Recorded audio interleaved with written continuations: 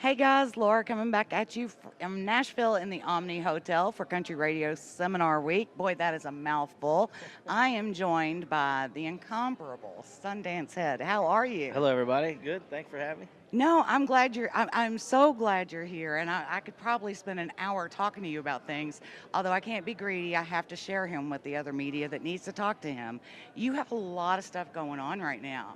Um, for those who don't know, which I'm not sure many do, you were the winner of season 11, Team Blake of the Voice, and then you toured. You did That's some right. touring with Blake. 80 shows? Well, we did 280 dates that year, but we did 13 arena dates with Oh, Blake. okay, yes, yes. And then Uh, you did toured with Zach Brown. yes, ma'am. Yes, ma'am.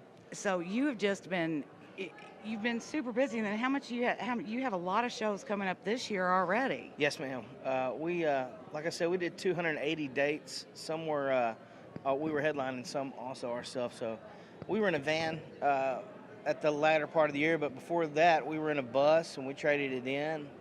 I enjoyed the van better. We bought us a Sprinter and just Oh, okay. East Coast to West Coast. Well, I need to send CAA Nashville a globe for Christmas, but there you go. yeah. Well, we're in an RV full-time traveling the country. Yeah. So we see the Sprinters go by, and we've wondered. I wonder what those are like. Yeah, it's amazing. I don't know that driving I could mine. give up our motorhome though. We love it too, but it's become home. So, I mean, these accolades are crazy.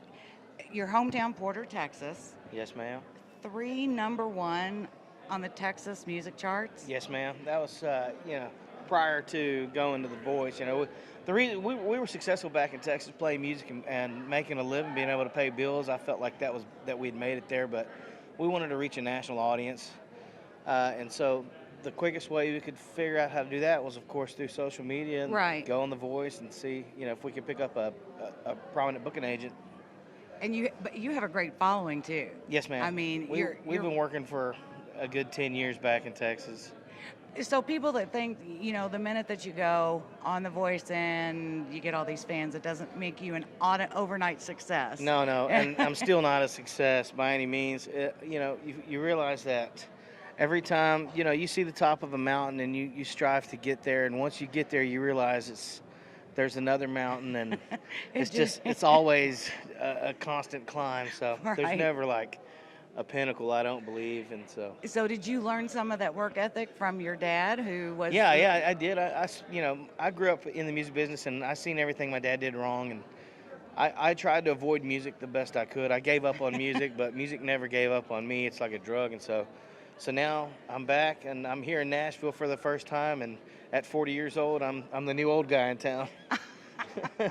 Well, I don't know that I'd say that. You're not that old. I've got quite a few years on you. Old. You can't say that.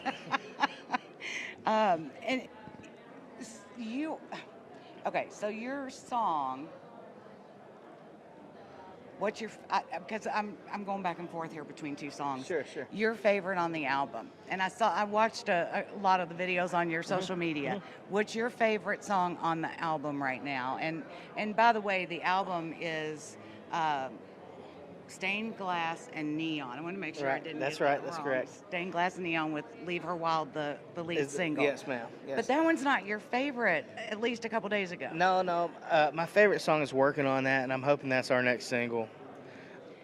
I really, I relate to that song emotionally and vocally, so I really think I was able to cover most of what I enjoy to do vocally on that record, and that's why I just love it. And I'm going to admit real quick, and then I'm going to have to let you go because I know other people need to see you, and I'm not going to be selfish. I'll just have to get you another time too. You auditioned, your blind audition, and I didn't watch the opening blind auditions of this. Was I've Been Loving You Too Long. Right. I listened to that last night, and I looked at him and I went, like, I don't even know the faces I was making, the sounds that were going into my ears. Right. My facial expressions were like, no, that cannot be coming out of him. The soul country is what you call it, correct? Yes, ma'am. So my favorite on there is When a Woman Stops Loving. Well, yeah, of course, but of course, but Of as far as course. going to like the radio, I don't know if it'd be so hard to get support from a song like that because Well, it's so beautiful and traditional that and that's one of those songs that's so good. What can you say about it?